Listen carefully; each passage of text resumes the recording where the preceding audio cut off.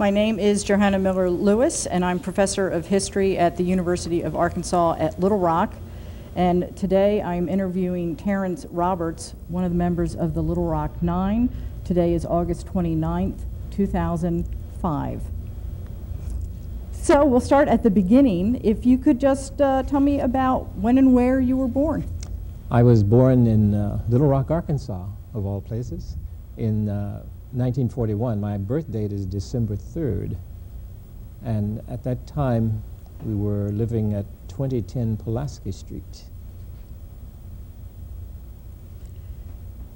Tell me a little bit about what your home and neighborhood was like when you were growing up.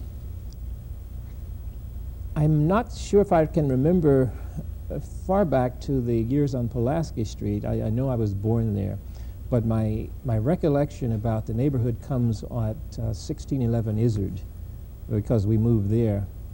I guess I was around 4 or 5 years old. And one thing I can remember, the neighborhood was full of kids, kids all over the place. So there was a constant party with the young kids. We played hard all day long. And then we moved across the street from 1611 to 1624. And we were there for quite a long time.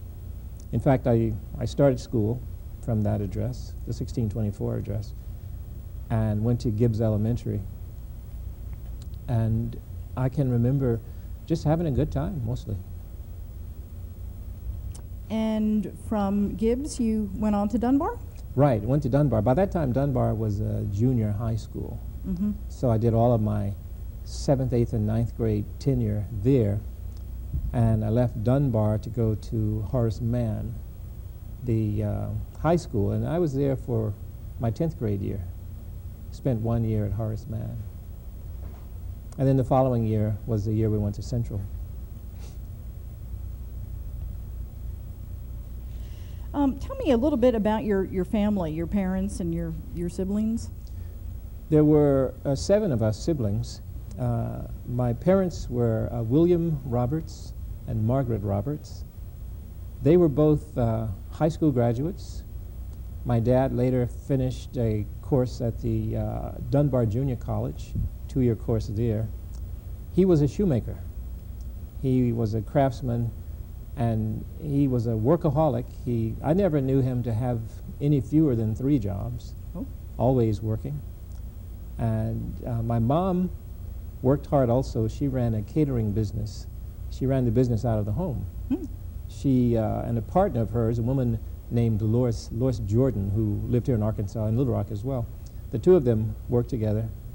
And all of us kids, well, not all, little kids weren't involved, but the older of the 7 siblings were helpers in the catering business. So as a result, we all learned how to cook very early on, which I found out was a very nice skill to have. So if you could name all the siblings, please. Oh, certainly. I'm number 2 in line. My older sister is Jarita Smith at this point. Jarita is 2 years older. She was born in 1939. Then I came along in 41. In 1943, my sister Beverly was born. And for a long time, we were the kids, the 3 of us, until 1950. And then Janice was born. And that was a bit of a shock, because you know how kids are. We have an established family unit, and here comes this interloper. But we rallied around her, and we treated her like our little plaything, our doll. And she had a good time. So for about 3 years, then she was the baby of the family. Then in 1953, William Edward was born. And then in 1954, Jerome Herman. And then in 1957, Margaret Elizabeth. And that was the end of all of that. So, but the 7 of us constitute the family now. Were there other relatives living in Little Rock or Arkansas that you were especially close to? Lots of relatives. In fact, growing up very young, my grandmother was alive. Her name was Elizabeth Jeter. she was a woman who I remember as being very tough, very focused and disciplined, especially on young kids. And a lot of my mom's cousins and other relations, aunts and uncles, were living here at the time. My dad's family had already moved from Little Rock to Los Angeles, so most of them were gone, although we kept in touch with them via telephone and letter, but we didn't see them as much as we saw most of my mom's family. My mom's younger sister lived here. She eventually moved to North Little Rock, and in fact, she died just a couple of years ago in North Little Rock.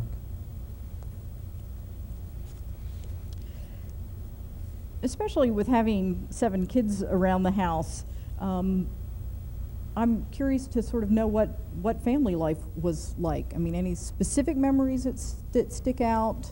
I think one of the things that sticks out, and it's sort of a retrospective thing, because later in life I couldn't figure out how my parents managed to feed and clothe 7 kids, given the cost that I now know as a parent myself.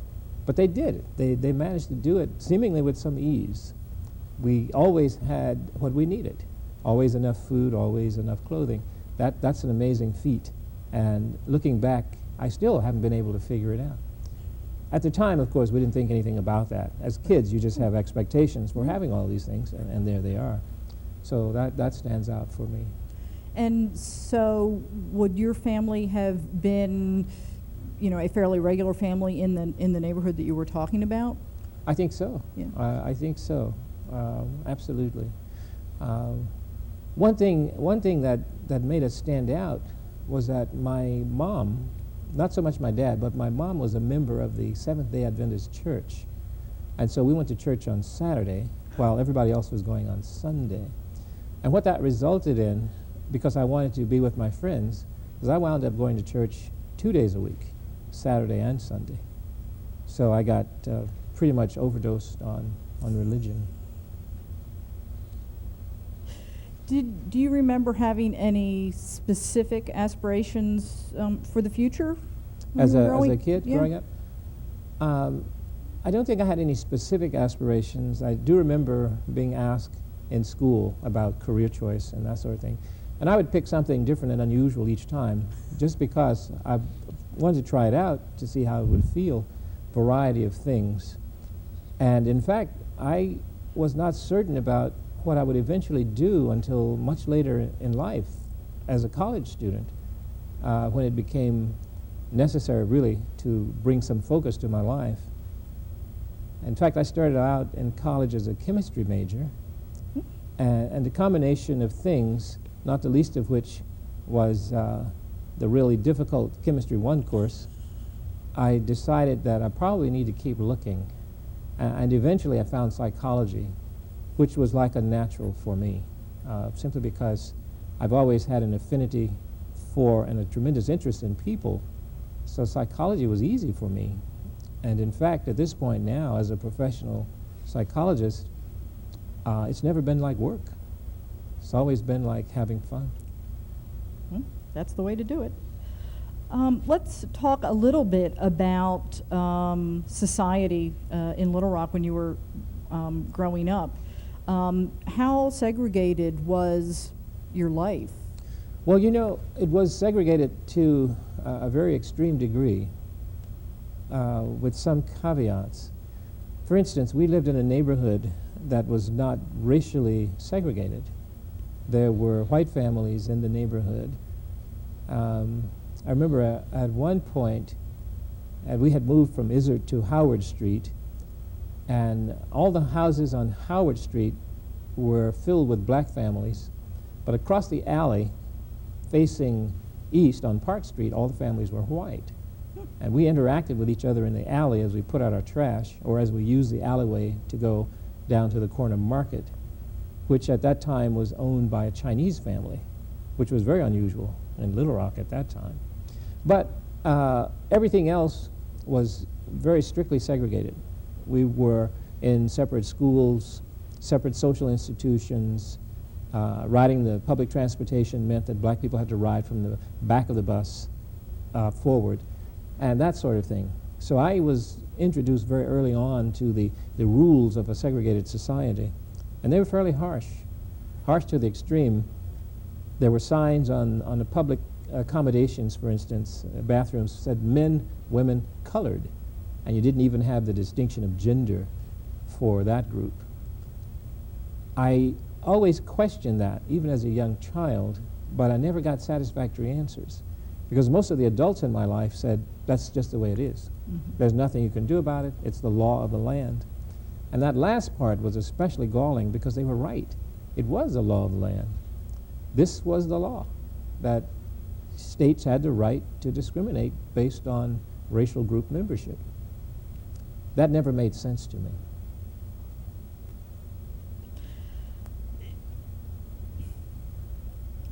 When would you, if at any time, interact with whites when you were growing up? Oh, all the time. And that was another one of the crazy rules of segregation. As long as you were aware of and abided by the social rules, then you could freely associate.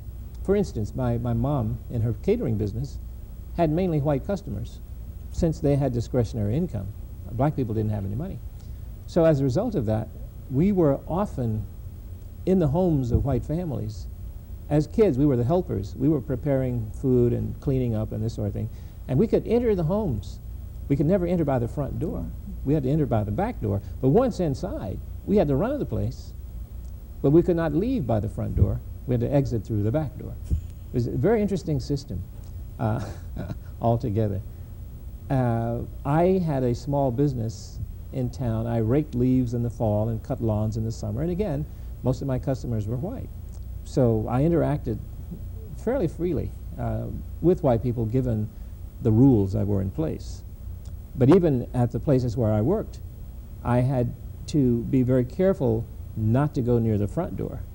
Again, it was back door entry, or walk down the side of the house, through the driveway or whatever, to get the tools and mow the lawn and rake and that sort of thing.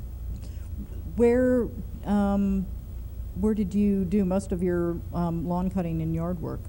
Around the area near Central, see, because we lived in that neighborhood, and so on Park Street, on Wolf, those streets around there, that's where most of it happened.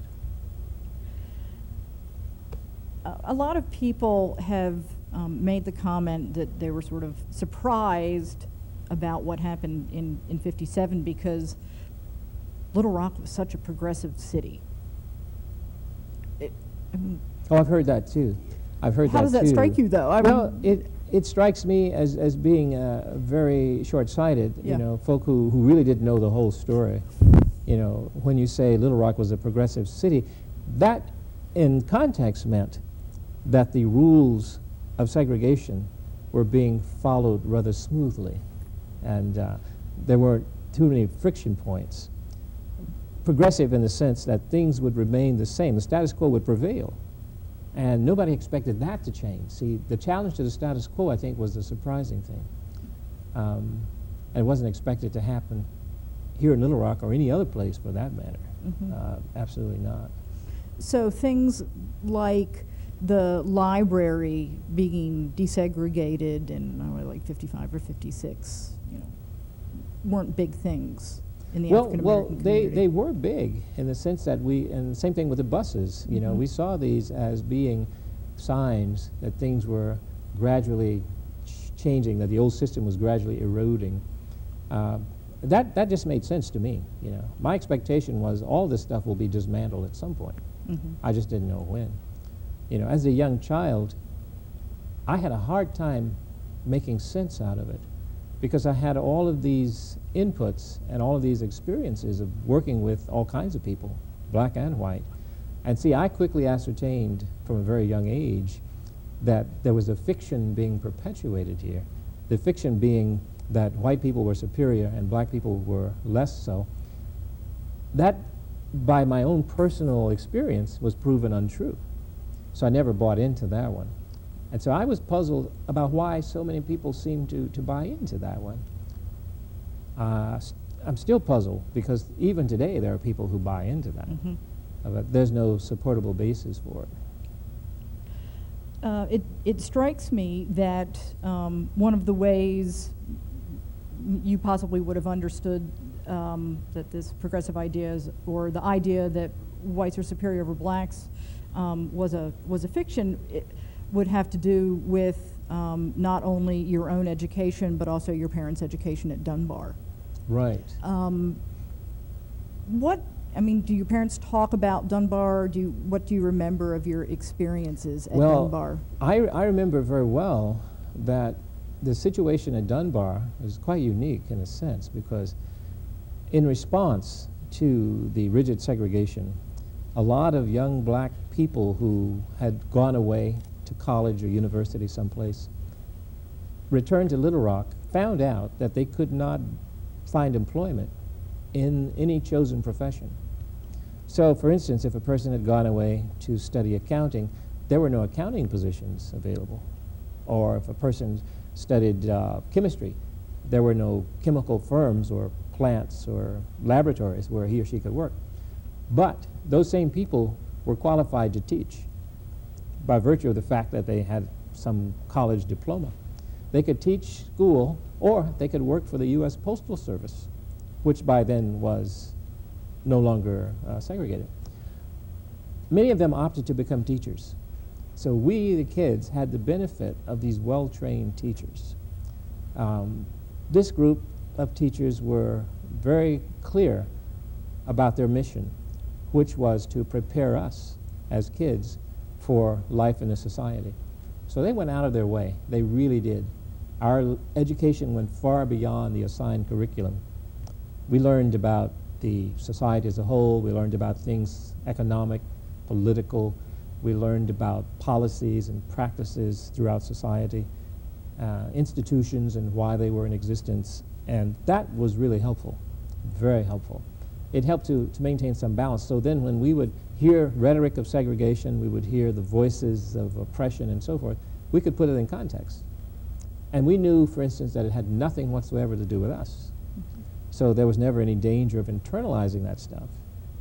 We had a buffer as a result of having been at Dunbar. And you probably know about the legacy of Dunbar in terms of who the graduates turned out to be. It's a remarkable story. And that was continuing as I was there. So I think that experience, I've talked about that in other places, and a lot of people said that's very unique mm-hmm. for someplace like Little Rock, or someplace in the South, certainly. Absolutely. Do you remember when Dunbar ceased being a high school and was demoted to junior high status? You know, just based on my own going there, I think it probably had to have happened between 1947 and probably 1952, somewhere along there. The last graduation from Dunbar is, I think, June of '55. Oh, okay. Actually. Yeah, that makes sense. So, yeah, I entered elementary school in '47. 6 years there. That would have been '53. Mm-hmm. So, and then I went 3 years to junior high, mm-hmm. 54, 55, 56. Okay, that all sort of fits.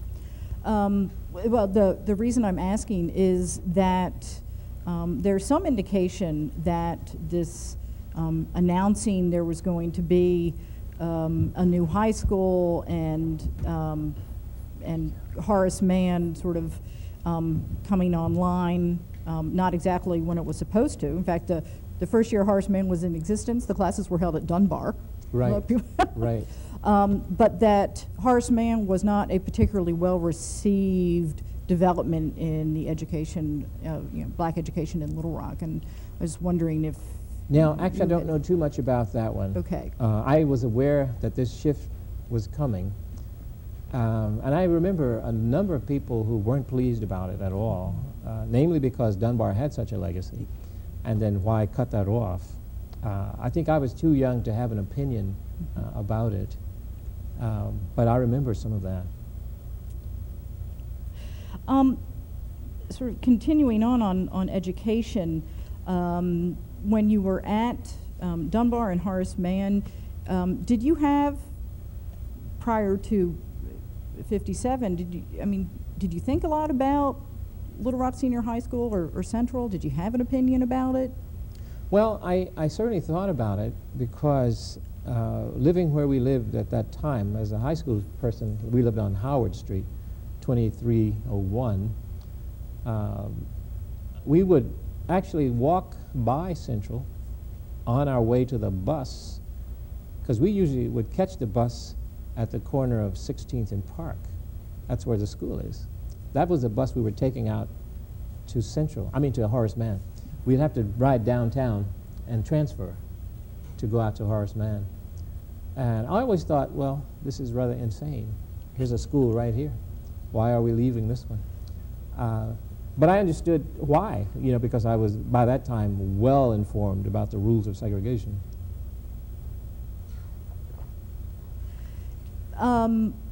Did it strike you that Central was a better school than where you were going to school? I didn't think of it in those terms. And even later, I didn't think of it in those terms. I thought of it as different in the sense that it was for white kids only. Mm-hmm. But honestly, and I don't know where this came from, I've never had that much esteem for American high schools at all, because they all seem to be universally bad. But I also have known that in order to prosper in those settings, the individual student has to take charge of his or her own education. So in spite of what the school is or what it has to offer, that the education can continue. So I didn't have any expectations that Central would be better than Horace Mann, but it would simply be more of the same. And it turned out pretty much to be that way, although the year I was at Central was so chaotic it's hard to measure. Yeah. Mm-hmm.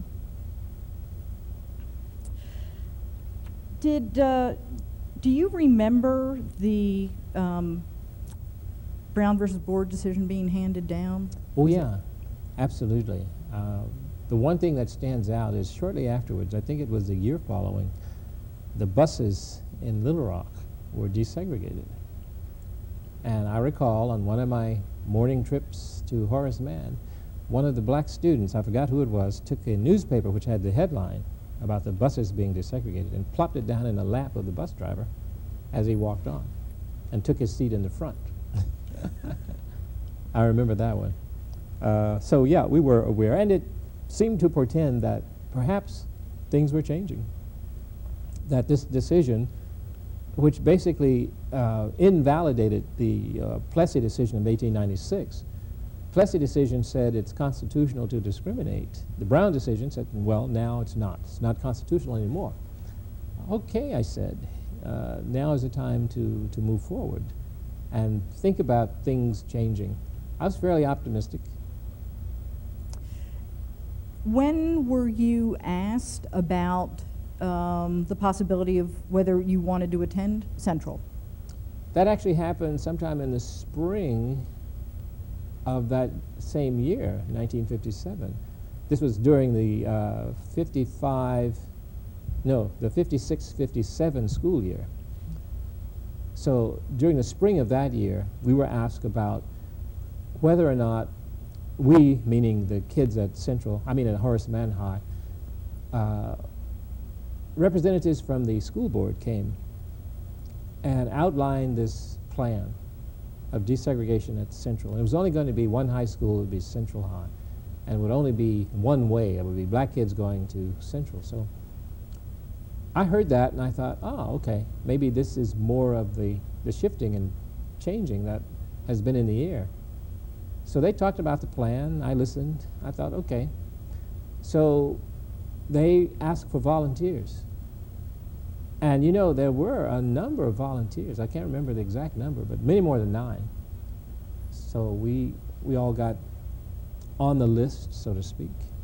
That's when I first heard about it. Well, the initial lawsuit that the NAACP brought against the school board, Aaron V. Cooper, there were 35 students listed in that in that lawsuit. One of the stories that has been perpetuated about the Nine going to Central is that you all were a very carefully hand-picked bunch and vetted for stable home life and your study habits and how well you were doing at school. How true is that? You know, I think there's probably some truth to that. The irony is, I don't know much about it. I spent most of that summer traveling, so I wasn't in town a lot. I was gone with a friend of mine, and my parents told me that they were interviewed by the school board, and I am sure there was some checking of records and this one thing and another. I didn't pay much attention to that whole process. It had never occurred to me that I might be deselected after I had volunteered. So I imagine I made it through whatever screening they had in place. Mm-hmm. And you know, retrospectively, I don't think that there would not have been some screening.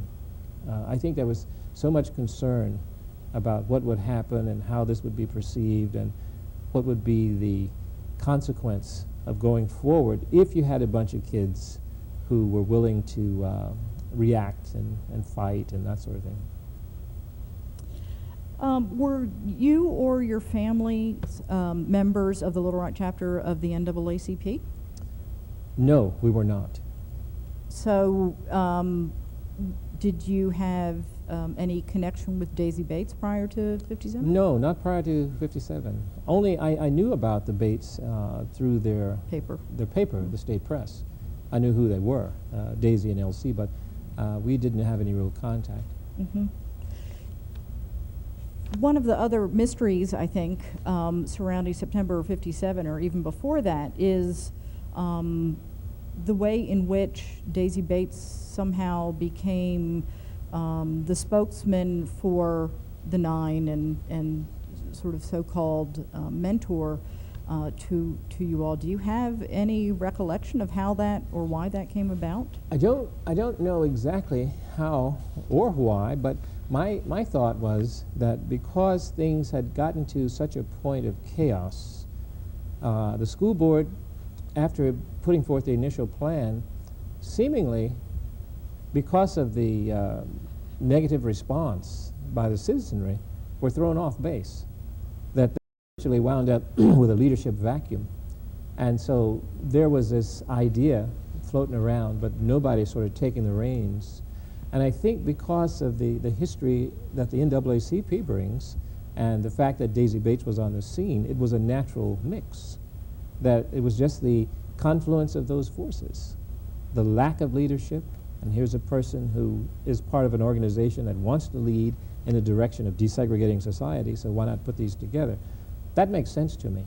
The fine details, I don't know. But it all seemed to happen that way.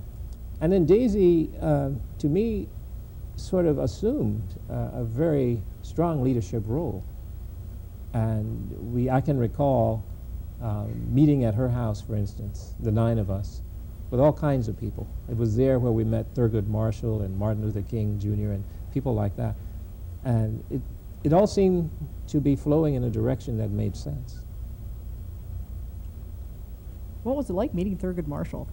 Oh, that was pretty astounding. You know, he was a really remarkable man. And then later on, having met him there, of course, I stayed in touch and talked with him on a number of occasions, and he always had stories. There's one thing that I liked about him. He could tell stories about everything. He and Wiley Branton. Wiley was from Pine Bluff, but the two of them were just filled with anecdotes from their experience of trying to desegregate this country. Yeah. How did you find out, or when did you find out about, excuse me, the keys are in my pocketbook. Oh, no, I don't need the keys. There was nobody extra to grab over in the history department. Okay. And do I just need to hit play? Yeah. Okay, that's just a stick the video in, hit play, and it should work. Yeah, as long as it's, you need to make sure the VCR is connected to the thing. Okay, Sorry. that's all right. And my keys are in there if you need them later. All right. How and when did you find out that Governor Faubus decided to call out the guard to keep you all from going to school? You know, that happened very late in the game.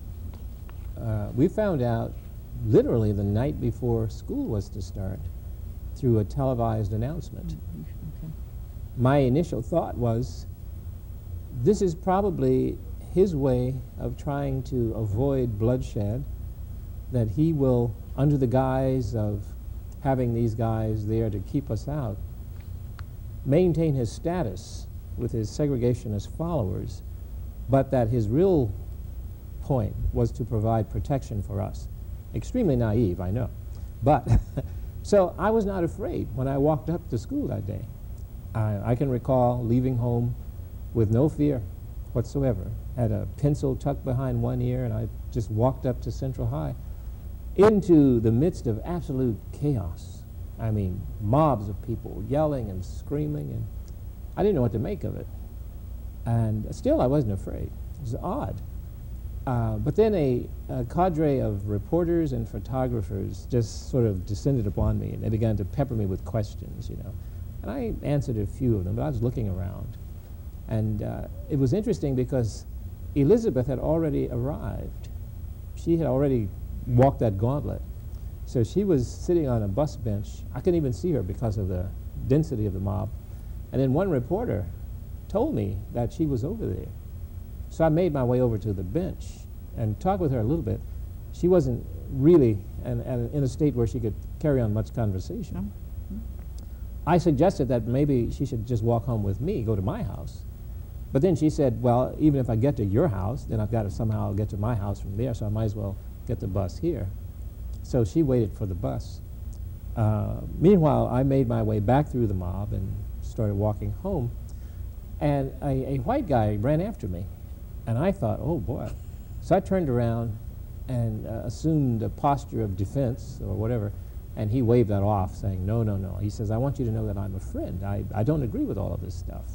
And not everybody in Little Rock is against you. And I thanked him. And by that time, my dad was walking up because he had seen this stuff on television. And he walked up to meet me, and we went home. That was the first day. Not a very propitious start. No, no. So there wasn't a lot of organization to that day. No, not a lot. In thinking about it now, the narrative, or the national narrative, suggests that Elizabeth didn't get a phone call. Right. Well, I didn't either. Right. So I don't know whatever happened there. Then the report goes on to say that the other 8, which would have included me, but actually it would have been the other 7, if that in fact happened, I suppose it did, arrived en masse to be turned away, the same way Elizabeth and I were turned away. Mm-hmm. But for whatever reason, we all were turned away. And we were out of school for probably another 3 weeks before we went back in. That one time under the protection of the Little Rock police, which was perhaps the most dangerous day of my life, because had the mob been a little quicker, we might have been all killed. We got out just in time. We had to be spirited out from an underground garage. And you know, it's fortunate. The architecture of the school was such that we had an out. There was an underground garage. So we were able to be taken down there, invisible to the mob, and then we sped through them before they could react. But even so, then they had to go in there and search to see that we were gone. So we figured, can't do that again. So the next time we had the Army, Eisenhower had finally sent in the military to take us to school. Moving backwards just a little bit on the trying to get in on September 4th.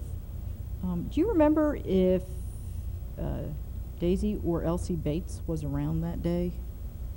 I think, I don't know for certain, but I think with the 7 kids who came as a group, maybe Daisy was with him?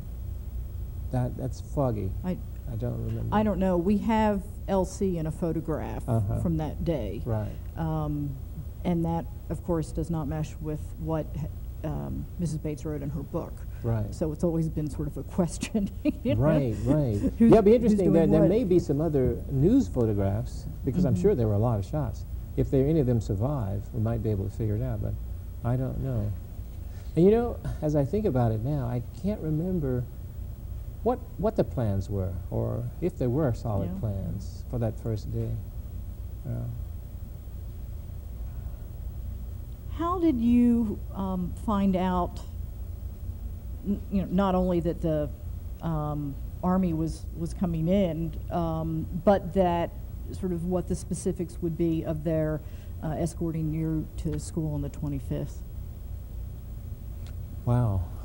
I do remember that we had a meeting with the General, Edwin Walker, who explained how things were going to be that day, first day we went to school.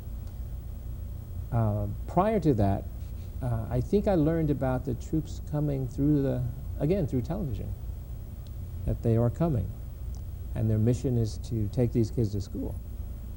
And then later, there was I've even forgot what place. It may have been at Daisy's house, where we met with the General Walker, who told us, and I think we were picked up at Daisy's house, and we were loaded into this Army station wagon for a trip up to Central.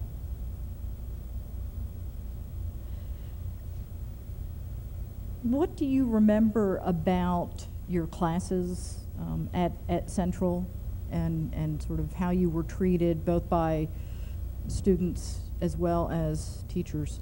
Wow.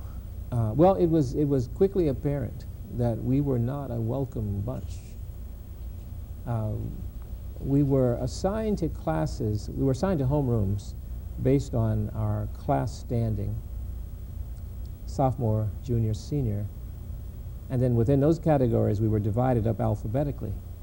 So because our names were all different, the 5 of us who were juniors were in separate classes. And then the 3 sophomores, the same thing, and then Ernie by himself as a senior. I walked into class. Every class I walked into that day, a contingent of students got up and left. I can't remember how many, but it's a sizable number. Basically, and they gave me the benefit of their best thinking about me and people like me, and gave me all sorts of advice, travel advice included. And they said, we're not coming back as long as you're here. And I can recall thinking at the time, this is very odd, because this is an opportunity to educate oneself. Why would you throw that away? But they left, and they were true to their word. As far as I can tell, they never came back. Teachers were afraid. I could see the fear. We were all afraid. Many of them offered minimal gestures of acceptance, smile here and there, but they were very cautious too, because the word was out. You could tell the word was out. If you are friendly to those kids, we will do things to you. You're on our list. My English teacher, and I can't remember her name, but it would be easy to find in the records. She was so terribly unwelcoming. She said to me one day, "Why do you want to come to our school? Why don't you go back to your own school?" Which, again, I thought odd, because this is an educator. How can you say that sort of a thing? I didn't know what to say to her, so I didn't say anything. There were a few teachers who actually went out of their way, in spite of the social pressure, to be helpful. My algebra teacher, again, I can't remember her name, but a woman who said to the class when I first walked in, there will be no nonsense in this class. We're here to learn algebra. And that was so nice, because it meant I could relax in her class. Other classes I had to be constantly vigilant and watchful, because all sorts of things would happen. And you could never be certain that any appeal to the teacher would work. It's English teacher, case in point, She never saw anything. And I would say, this happened and that happened. She said, I didn't see it. And that, to me, was shorthand for, if I don't see it, then I don't have to do anything. So I was on my own in her class. That's a difficult learning environment. Yes, yes. But you have to position yourself strategically. So I chose a corner so I could see everything around me. Sorry. We have video, we don't have sound. Check on the computer. Okay, They may have muted it. all right. Sorry. That's all right.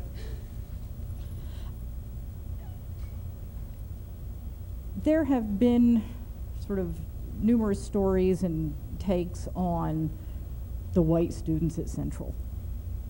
And were they helpful? Were they not helpful?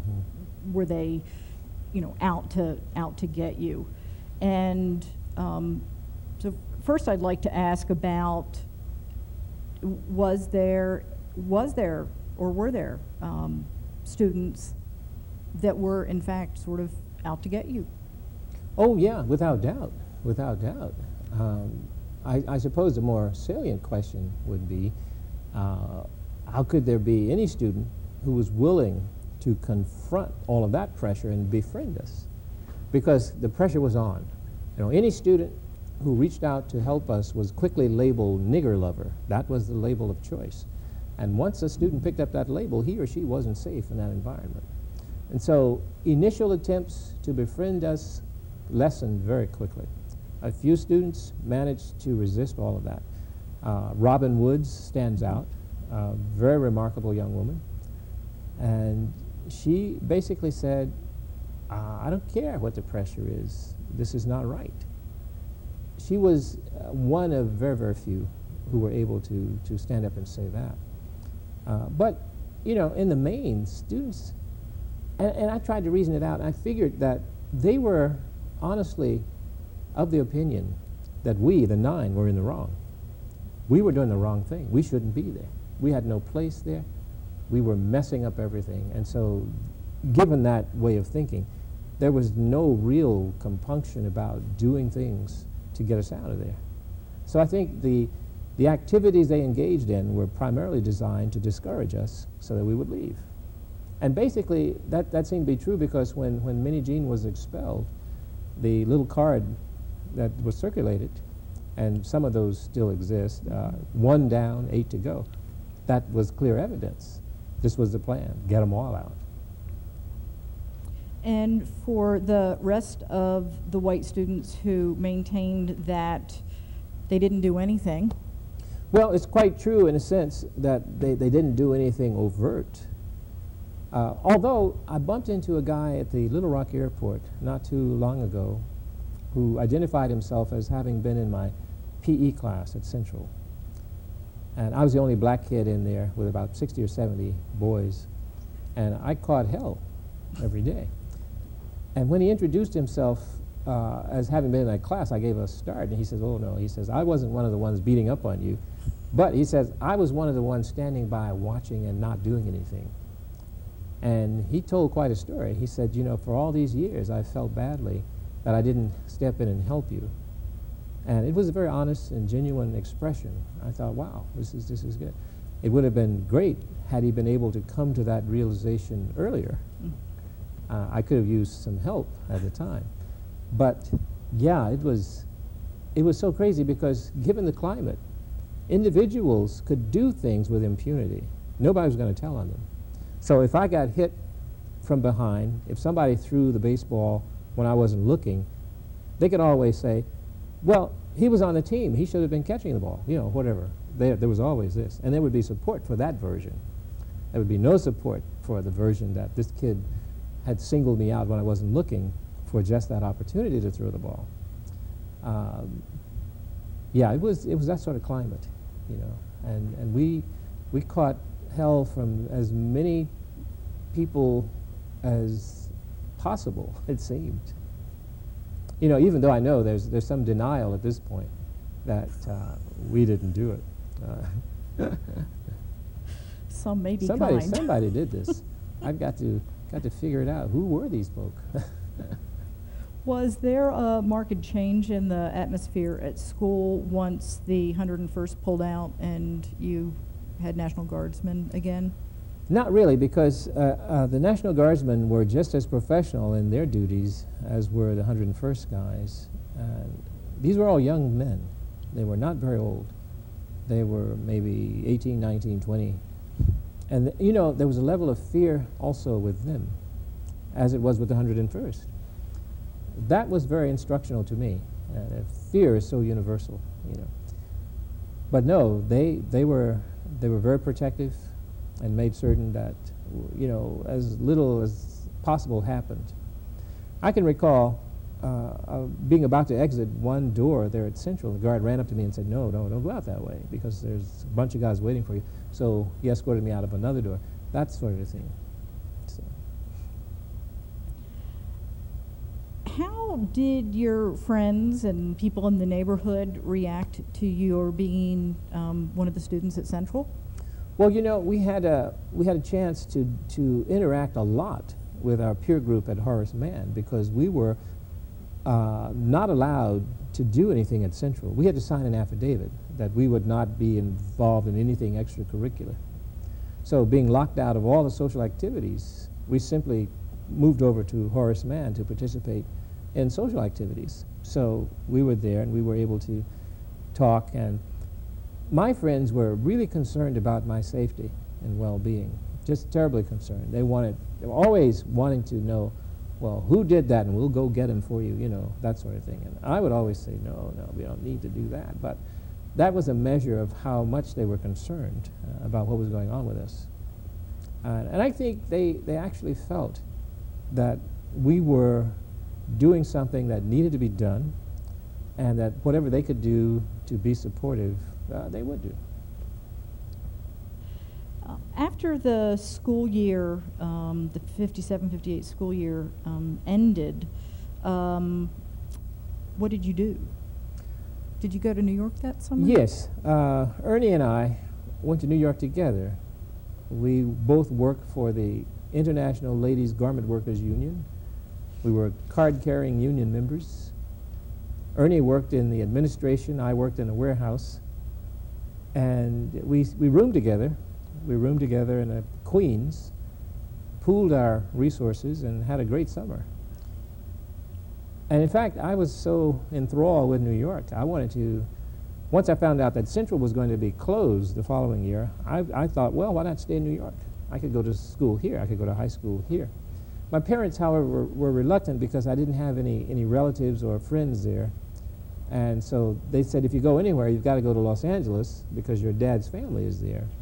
So that's what happened. But that was a great summer in New York. We spent the whole summer there, working and enjoying the activities in New York. So when you went to Los Angeles to go to school, was it just you, or did your whole family move? Initially, it was just me. I went out about August of 1958 and enrolled in school. I wound up going to Los Angeles High School. And December, by that time, my mom and dad had decided they might as well move too. So they moved the entire family in December of that year. And actually, my older sister, who was at college, had gone away to college, also moved out to LA. So all of us were there. And essentially, that's been home base since Little Rock. How hard was it on the rest of your family? I mean, The business at Central? Yeah. Pretty hard, especially my parents. My siblings, I think, were not old enough to really absorb the true nature of what was going on. But my parents got really psychologically beaten up. Hate calls, hate mail, drive-bys, that sort of thing. The telephone was a real monster in our house, because you could be certain, basically, that if you picked up the phone, there would be some racist voice, just vile invective most of the time. And my mom told me a story that was really chilling. she told me this story some 20 years after the fact. We were living in Los Angeles. And she said that during that time, during that year, somebody called her up and told her that I had been beaten, savagely beaten, probably to the point of death. That the caller said he probably won't live for half an hour, and gave her all the gory details, and that sent her over the edge, I mean, psychologically. But somehow she managed to get up to the school that day, and the principal actually brought her down to my classroom, and she looked in there and saw that I was okay, nothing had happened. And then she went back home, but she didn't say anything about it, never said a word until that point 20 years later. It was an amazing thing because I could feel the chill bumps when she told me. And I also realized in that moment that I had no clue about the total costs she had to pay. And as a parent, looking at it through the eyes of myself being a parent, I thought, my God, I don't know that I could do that. My own children, having gone through that and knowing what they would have to go through, I know there's no way I would say yes. No way. So, and then for my parents to have had the foresight to be as protective as they were, because they didn't tell me. My mom would literally burn up hate mail before I got home. So as a result, even though I have some hate mail in my papers, I don't have nearly all of it, you know. And when I asked about that, she was, adamant in her response. She says, I don't care what you say, I'm burning it up. So How helpful or not were the administrators at Central to the parents? I mean, we hear a lot about them having Huckabee and Matthews having meetings with Daisy Bates, but we just don't hear that much about the parents. they were not active figures in my life at all. As I recall, the administration and the teachers were sort of like walking a tightrope that year. They weren't certain what to do. They were afraid, as I mentioned before. And they were also products of this environment. Mm-hmm. So I would not expect them to do much more than what they did, which was to sort of see where the wind's going to blow. They were certainly not proactive in saying, this is going to happen, we're going to make it happen. Far from that, far from that. There was probably a great relief on their parts when the school was closed, because they could reduce their own fear level. I mean, from a personal standpoint. Now, I don't know, this is all speculation on my part, but I don't know how they may have felt about the fact that the educational process had ground to a halt. That's the part that would have got my attention, you see. These other things, to me, are, by that I mean this whole notion of racial segregation and all that stuff. Even though it was a given, it was irrational and illogical, so I never really gave it much credit. But I did think that education was and is important. And if you would close an institution in the name of segregation, that really made no sense, And I would think they would be appalled by that. I certainly hope so. Tell me a little bit about, or a lot, about your life after Central. I mean, you said that you went to L.A. during the lost year and started school there, and your family came out. But yeah, that was actually quite interesting because L.A. was of course, very different from Little Rock. In fact, the school I attended, Los Angeles High School, at that time was one of the more completely integrated schools in the city. It happened to be in a neighborhood that had not yet divided itself up into monoracial groupings. People were congregated together, and we had black people, white people, Asians, Latinos, people from just about every walk of life you could imagine. And LA High was a large school. And I came in under the radar. Nobody really knew who I was, so there was no fanfare. So I was able to get in there and sort of start figuring things out and meeting people and talking to them. And what was instructive to me was, in spite of the fact that you had these conditions where the school was desegregated and you could ignore any possible lines of separation, the lines were there. The lines were there because students would congregate based on racial group membership. Now, here's an interesting thing in terms of how I saw things. I thought, this is not something that you have to do, so why would you? And so when you look at the yearbook from my graduating class, 1959, my face shows up in various places. Often it's the only black face in the crowd. And that to me was symbolic of what this whole thing was about. You have the opportunity, but you also have choice. You can choose to do, and I'm a big advocate of choice. You know, I just want to have choice. I want to have the options. You know, looking back on my life in Little Rock, I would have preferred to have the option to segregate myself or not. Okay? I think, fine, if you want to segregate, that's up to you.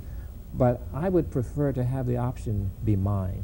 So I can make the choice. Forced segregation, no. In LA High, we didn't have forced segregation, but we had segregation by choice. And I understand that too. I understand because I talked to all the kids to find out what was going on. A number of them simply had no experience with other folk from different groups, Right. other racial groups, had no experience whatsoever. So all they had going for them were assumptions or stereotypes. I've always rejected those. My own assumptions and stereotypes, of course, they're worthless. So you just have to have first-hand information. I also had to learn racism LA style, which was quite different from Little Rock. I have a very good singing voice, so I joined the choir, the choral group at LA High. I was excited about it, and every year there's a musical production. I wanted to have the lead role in Kiss Me Kate. The choir director, who was a white woman, pulled me aside and explained to me that that was impossible. That could not happen. She stopped just short of saying it's because you're black, but the message was very clear. Because of the way the roles were assigned, I began to look closely and oh, okay, I get it. That's racism LA style. You don't speak of it, but you do it. Oh, okay, so having absorbed that, then I was able to navigate the racial terrain in LA with much ease. And that's true wherever I go. You have to first learn the rules and then you're fine once you know the rules. You can then opt to confront the rules in terms of trying to change them or not, but at least you know. You absolutely know. So it was an exciting experience. And after high school, then college. Went to college. I started off at UCLA and had a great time there, but I was sort of confused about exactly what I wanted to do, and I actually stopped college after a couple of years and worked for a while. Then I got back to school, and this time I enrolled in California State University at Los Angeles and picked up a degree in sociology. And at that time, I was so fascinated by people, and I thought I wanted to become a sociologist. I wanted to study people, figure out why they were making the choices they were making in terms of, you know, living in society. But the more I got to know sociologists, the more discouraged I became, because it seemed like the sociologists were content to be researchers, but not activists.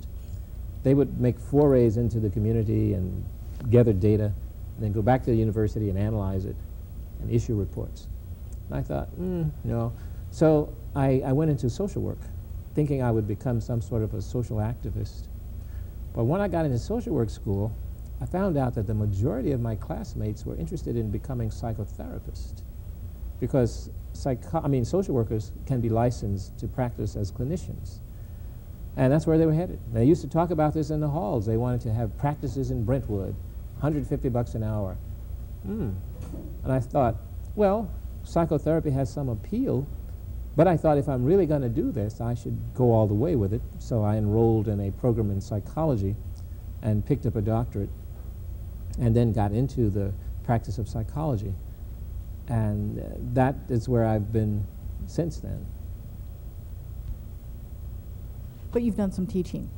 Yes, yes. In fact, right away, as soon as I got out of my program in psychology, I took a teaching position at a small college up in Northern California, Pacific Union College.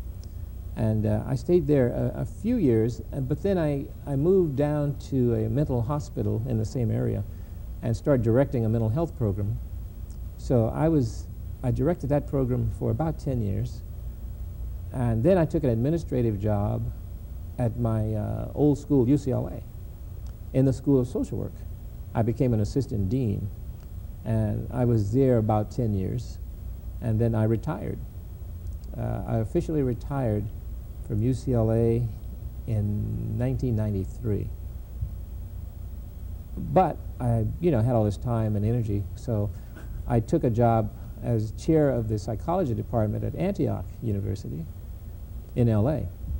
And that was exciting at first, but then the work became overwhelming as the department chair. I didn't really like that. So I said, I'm going to quit.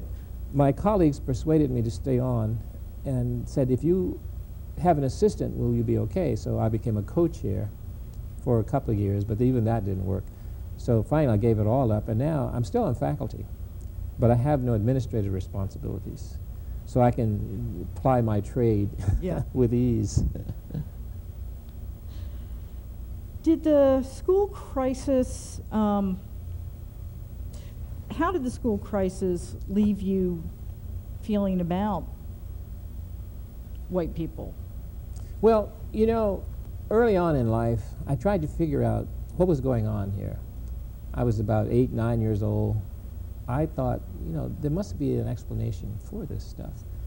But nobody seemed to know the answers. Nobody seemed to know. So I thought, okay, I'll figure it out myself. I did my research. And I concluded when I was about 9 that white people were crazy, just absolutely insane. That seemed to make sense. But that didn't last very long. I mean, I had to give that thought up because I couldn't find any ongoing signs of mental illness. There seemed to be, these were missing. But what was going on was a definite penchant for continuing to make decisions based on race. Institutions were developed with race in mind. Programs were developed with race in mind. Everything had race at its base. So I thought, okay, I wouldn't do it this way, but this is the way it's done. I never developed any antipathy toward white people. I just thought they were misguided, uninformed, unwilling to give up the privilege of being white. From their position, and I would look at it from their point of view, I could see the efficacy of maintaining that. Here you have an opportunity to garner all of the perquisites from society based on whiteness. Why not keep that? What would be the reason to give it up? Couldn't find any. Couldn't find any reason to give that up. But I thought at some point, if I or somebody else could come up with a formula so that people could see the need to incorporate other folk and still not lose anything, maybe that would work. Still working on that, by the way. But then another thing that happened along the way, my mom helped me figure this one out when I was quite young. She said, Terry, you don't have enough life capital to expend on hatred. Hatred costs a great deal. When you hate, you pay the cost. And honestly, you don't have it. You have enough capital, a life capital, to sustain you for perhaps 80 years. She pointed out that was about the average human lifespan, 0 to 80. She said, now, if you want to make the best use of your 80 years, you better husband that capital and use it in ways to enhance your growth and your well-being. Don't expend it lavishly on hatred. Made sense. So I said, okay. And it works. So I don't have to hate people. And it's really nice. I know that you have done some work for the Little Rock School District over the past decade. What do you think about the state of education in Little Rock now? Is it what you were hoping it would be or not? Well, Little Rock actually could be seen as a microcosm of the entire country. We, as a collective, do not really understand what education is all about. I'm convinced of that. Because I think if we really understood the power of education and the value of education, we would do something entirely different. Right now, unfortunately, our focus is on standardized testing, which is absolutely insane, has nothing to do with education. But I don't know how that's all going to shift and change.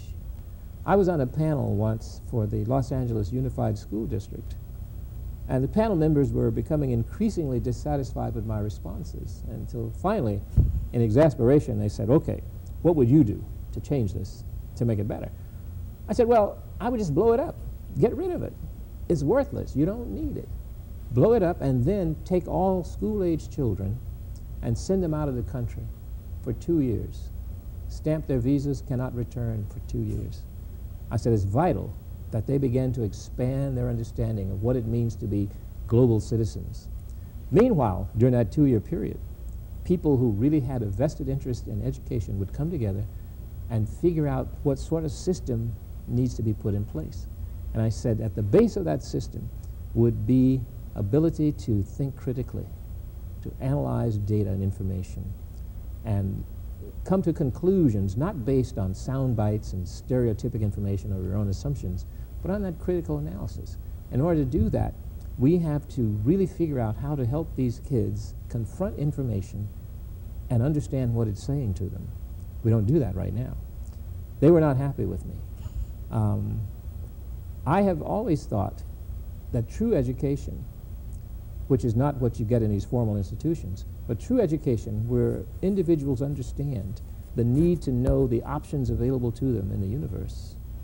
See, once you know what the options are, then your range of choices expands, and if your range of choices expands, you're in much better shape than somebody who has no clue what the options are. You know?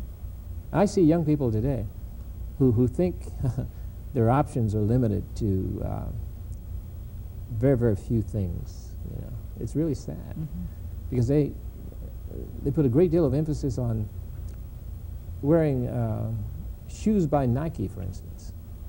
I mean, kids in LA have been killed because they've been wearing a pair of Nikes that somebody else wants very badly. That's a poor option to have in life, you know. But to get kids to think beyond that, I've worked with gangs in LA, for instance, got called in as a psychologist to try and help these kids see things differently. They have such limited vision, you know. They have this concept of protecting turf. And turf, in their estimate, is sometimes a city block. This is our turf. And I tried to engage them in some discussion about ownership. I said, now, you're calling this your turf, but you really don't own this. Eventually they had to agree, you know. So why not? Wouldn't it make more sense to protect something that you really own? They weren't happy to hear that sort of thinking, you know, because they get caught up in the rhetoric of gangsterism, which has again, it's irrational, illogical. I didn't have very much success, honestly, but I think at some point I would like to try it again, and I would probably use different approaches in the beginning to gain their trust and understanding, because when I went in first, I wasn't so concerned about that. I just wanted them to know things, you know, and I found out that that just can't happen. You know, you have to have windows of opportunity when they're ready to learn. Then maybe you can do something. But yeah. So this trip to Little Rock is a positive one, and so tomorrow you get to help dedicate a statue of you and the other 8 on the grounds of the state capitol. What are your feelings about that? Well, you know, it's been very interesting because in this country, we generally like symbols. We rally around symbols. We have the flag, we have the eagle, you know, we have the dollar. We like those things, and I think this set of statues, these 9 statues, will be symbolic as well. It will have different meaning to different people. Oh, okay. But it will stand as a permanent symbol that we can sort of see as a marker in space and time. And for me, it's an important marker because it sort of balances some of the markers from 1957. We have the images of the mobs out in opposition, and now we have these statues that say, here are the kids you were opposed to. Why would you have done that? It's time for reflection, time for rethinking. It will also be a time for some folk to deface, you know, in the name of, we don't like this. and I anticipate that. But that's how it is. After all, this is America. Anything else that you would like to add? Well, I think, one of the things I heard when I was a first grader comes to mind. Miss Waugh was my teacher at Gibbs Elementary. Wonderful woman. She told us first graders, she said, you know what, kids, you have to become the executives in charge of your own education. You've got to be the executives who understand what you need to learn. And honestly, we didn't know what she was talking about. But eventually, as she kept repeating it, it began to make sense. She saw herself not as the educator, but she saw us as the people who had to take primary responsibility for that. And I have always appreciated her having done that, because for me it meant opening up a whole new world. Mm-hmm. I did not have to wait around for folk to teach me stuff. I could go learn it. That made all the difference. So I would suggest to anybody who sees this tape, take on executive responsibility for learning. You'll see the difference. Good. Well, thank you very All much. right. This has been great. All right. Did you get that tape running, Amanda? That's all right. I have no technical expertise either.